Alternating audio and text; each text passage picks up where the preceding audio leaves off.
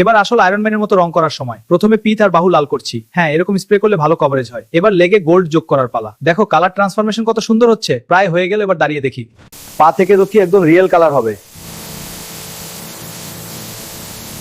দেখো পুরোপুরি real iron ম্যানের মতো হয়েছে।